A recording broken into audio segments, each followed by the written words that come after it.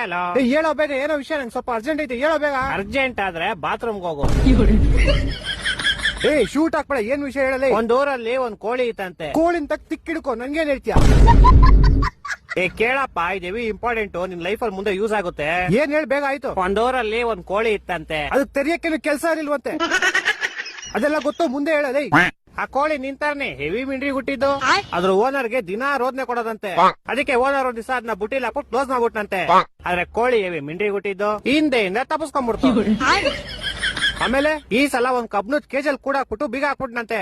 ಆದ್ರೆ ಕೋಳಿ ಮತ್ತೆ ಮಿಂಡ್ರಿ ಹುಟ್ಟಿದ್ದು ಈ ಸಲನು ಹಿಂದೆಯಿಂದ ತಪ್ಪಿಸ್ಕೊಂಡ್ಬಿಡ್ತು. ಅದಕ್ ನಾನೇನೋ ಮಾಡ್ಲಿ, ನೀನ್ ಕೇಳಿಸ್ಕೋ. ಈ ಸಲ ಓನರ್ಗೆ ಫುಲ್ ಕೋಪ ಬಂದ್ಬಿಡ್ತು. ಆ ಕೋಪಕ್ಕೆ ಅದನ್ನ ಕಟ್ ಮಾಡ್ಕೊಂಡ್ ಚಿಕನ್ ತಂದೂರಿ ಮಾಡ್ಕೊಂಡ್ ತಿನ್ಕೊಂಡ್ಬಿಟ್ಟ. ಈ ಸಲ ತಪ್ಪಿಸ್ಕೊಳಕ್ ಚಾನ್ಸೇ ಇಲ್ಲ. ಆದ್ರೆ ಕೋಳಿ ಮಿಂಡ್ರಿ ಹುಟ್ಟಿದ್ದು ಬೆಳಗ್ಗೆ ಬಾತ್ರೂಮ್ ಹೋದಾಗ ಹಿಂದೆಯಿಂದ ತಪ್ಪಿಸ್ಕೊಂಡ್ಬಿಡ್ತು. ಅದಕ್ ನಾನೇನೋ ಮಾಡ್ಲಿ, ಲಾಶಲ್ಲಿ ತಪ್ಪಿಸ್ಕೊಂತಲ್ಲ ಕೋಳಿ, ಅದೇ ಬಾಯಿ ಹಾಕೊಂಡ್ಬಿಡು. ಈ ತರ ಹಿಂಸೆ ಕೊಟ್ರೆ ಜನಗಳಿಗೆ ಯಾರು ಬದುಕ್ತಾರ?